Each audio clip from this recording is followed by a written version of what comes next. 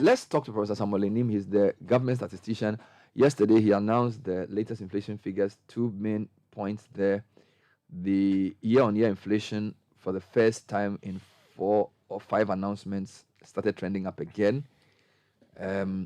Monthly inflation also 4.6, I think it is.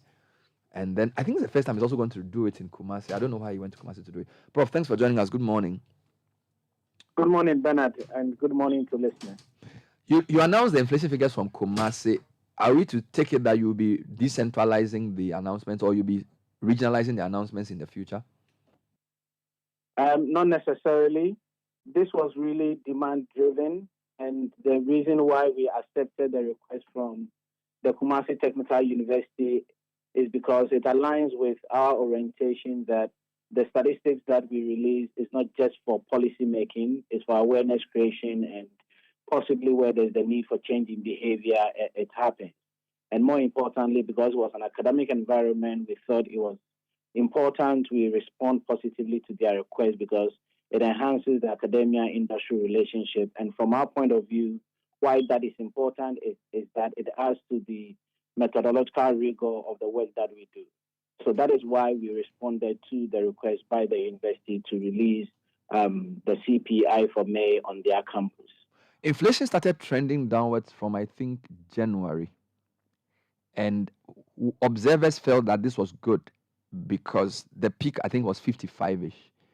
So the big story for us is that after getting to 41.2, it's gone back to 42.2.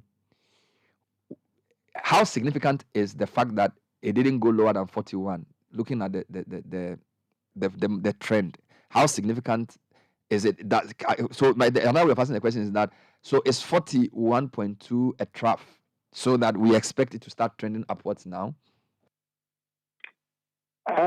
Thank you, Bernard. I think it's early days to draw any conclusion, as we always say.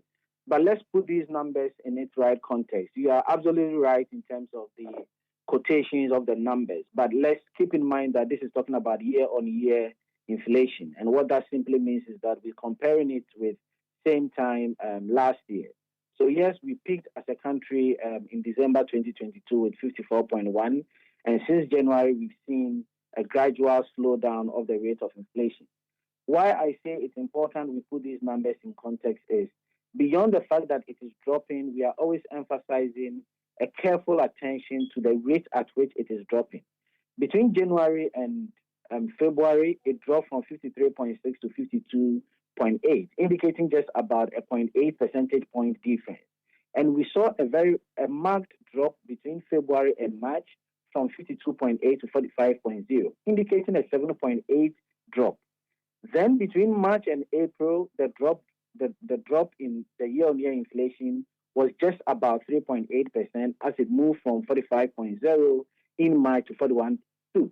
So right from February, between February and March, we saw that the rate at which it was declining was slowing down.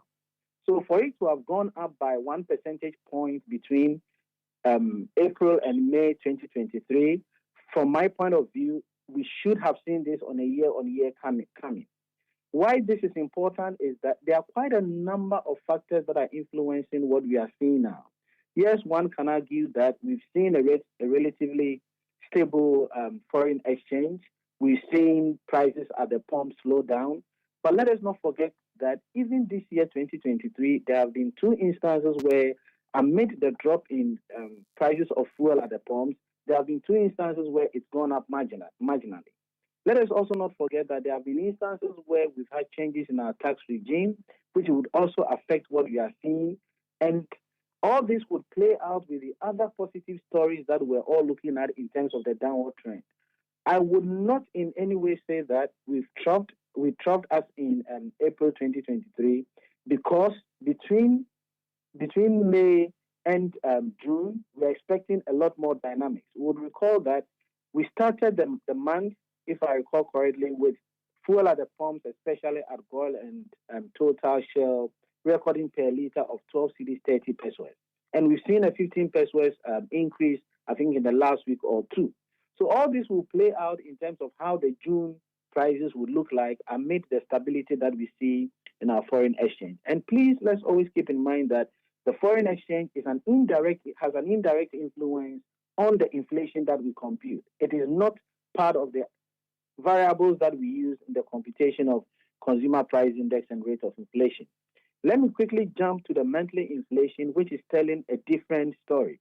The month-on-month inflation indicates that we reverse the deflation that we recorded in March 2023. If you recall, in March 2023, there was a deflation of 1.2, and this was reversed to 2.4 in April 2023, and we've seen a doubling of that in May, standing at 4.8. Can you explain what that means? You're saying that the story for month-on-month inflation is rather different, and you said we experienced a deflation in March, but now so the month-on-month is actually showing increasing inflation. Yes, I mean, so now both month-on-month and year-on-year for May 2023 are showing an upward trend in the rate of increase. So on the year-on-year, as I indicated, there's a 1.0 percentage point increase from 41.2 to 42.2. And for month-on-month, we are also seeing an upward increase in the rate of inflation from 2.4 to 4.8. The emphasis is on the extent. The percentage point difference on a month-on-month basis is 2.4 percentage points, while the percentage point variation on year is 1.0. Now, as a policy tool, which one is more useful in terms of where an economy is headed, month-on-month or year-on-year? Bernard, every policy should have timeline. And some policies are meant to have a short-term impact, and others are meant to have long-term impact. So if as a country we want stability in our inflation rate, what we want to look at is on a year-on-year basis, what is the trend? One expects to see a lot of volatility in month-on-month inflation, because anytime there is a shock, anytime there is a trigger, either internally or externally, the immediate effect would be on the month-on-month. And then on the year-on-year basis, you are comparing it with more or less averaging it over the 12-year period and seeing what happened in the same period last year. So if your policy directive is intended to address a short-term impact, you shock the system in a positive way, you expect to see that impact on a month-on-month basis. Otherwise, on a long-term basis, if we are thinking about having a steady path for our inflation rate, then the variable that we need to look at is year-on-year inflation. Wonderful. You published very detailed breakdown of the consumer price index for food. In terms of the main drivers of inflation, would we say food was still the number one driver of the other things you looked at? Yes. So again, what we did yesterday to help users of our data have better clarity is, as usual, we disaggregated between food and non-food inflation. So in terms of levels, we had food inflation recording an inflation rate of 51.8 and non-food inflation 34.6. It is the first time that we've recorded such a wide disparity, in several months, such a wide disparity between food and non-food inflation of about 17.2 percentage points. Last month, we recorded a disparity of about 13.3 between food and non-food inflation. So in terms of level, food inflation is higher than non-food inflation. What we want to emphasize is that if you think about the weight of food inflation, which is 43.7, beyond telling the levels of food inflation, which is 51.8, we estimate the share of food inflation. And again, in the last 17 months, we are recording the share of food inflation at 52.9, which is the highest that we've recorded since January 2022. So it clearly points to the fact that there is the need to focus on food inflation from the perspective of both the levels, which is 51.8, and its share to the overall inflation, which is 52.9. Interesting. Now, in the breakdown of the food items and the regions, which I thought was really, really fantastic. Table 1, we are able to compare the median prices of about 1, 2, 3, 4, 5, 6, 7, 8, 9, 10 food categories, or 11, which is very commendable. One of the things that shocked us, of course, so Greater Accra is the most expensive region for food, which is not surprising. But one of the things that surprised me was, for example, plantain. There's usually this anecdotal thing we say that, oh, when you come to Accra, plantain is expensive, and when you go to the places plantain is grown, it's cheaper. I was surprised to find that plantain, the median price of plantain is higher in some of the regions than even Greater Accra, right? So, for example, the Upper East region and the Western region, the median price of plantain in the Western region is 8.59. I mean, that is unbelievable. So, I don't know whether you always do this and whether my interpretation is correct that the most expensive plantain in Ghana in April is in Western region and Upper East region. Is that a correct interpretation? Bernard, again, thank you very much for making reference to this maiden report on food price variability across the 16 administrative regions. If you don't mind, before I come to your question, let me put context to the report. The reason why we put out this report is to make an argument that we should focus on some commodities that have higher weight in our basket for the computation of CPI and rate of inflation, but have variations in their prices both within regions and across regions. And why we are doing this is that we have a strong belief that if we really want to bring down inflation, there is the need for a collective approach. And what I mean by a collective approach is that we need to bring on board the real sector ministries and also bring on board government operatives at the subnational level. And that is why we are doing this food price variability across the 16 administrative regions, focusing on these items. Again, one thing that I want to say is that we've selected only 10 items out of the 307 items that we have in our basket for the computation of CPI and rate of inflation. Why this is important is that you might not find certain items here which are in our 307 items simply because they did not meet our inclusion criteria. For an item to get into our basket, first of all, we should have a minimum of 5 price points. And also, we should have the item being reflected in at least 10 out of the 16 administrative regions. It is important to emphasize that some of the items that we have in our basket are reflected in only 3 or 4 of the regions, because in those regions, these are items that are important to them. And obviously, for an item to be included, then it should have, a significant weight in terms of the importance that persons in Ghana put on. Coming back to your question on plantain, which we included because we wanted to reflect one, a staple commodity, and also something that will reflect different consumer groups in the country. And plantain, one would argue that it reflects what is consumed by the lower to the middle class. You are right in terms of the interpretation. We use the median price because we didn't want the summary statistics to be affected by outliers. So you put your data in either an ascending order, descending order, and take the middle price. And what we saw with plantain, as you rightly indicated, was that in Western region, it was 8 cedis, 8 Ghana cedis, 59 pesos, whereas in Greater Accra, it was 6 cedis, 2 pesos. This is really an issue of concern, and this is where we think we need to analyze the full value chain of food production and consumption. And I've said this before, until we have a clear sense of the build-up cost between the farm gate and the consumer, between our port and the consumer, we will not be able to address inflation comprehensively, because we don't know the spikes that happen along the food value chain. Our initial hunch is that for Western, it could be that the producers there are looking at the profit margin. And then once they get it, they quickly move it out to Greater Accra. So you have the supply going up in Greater Accra, for which it meets the demand, and the demand supply plays up and it brings down the price. And then, although it is produced in the Western North region instead of the Greater Accra region, because the concentration is to move it away from there, you have a lower availability of the commodity in the region that is producing it, demand is up, and then it's going to push the prices up.